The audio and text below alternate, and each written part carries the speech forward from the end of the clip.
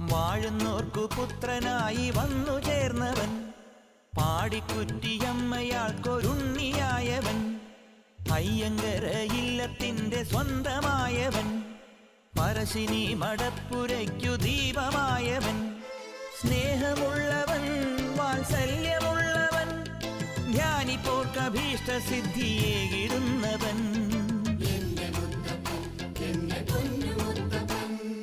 വാഴുന്നോർക്കു പുത്രനായി വന്നു ചേർന്നവൻ, പാടിക്കുറ്റിയമ്മയാൾക്കൊരുണ്ണിയായവൻ.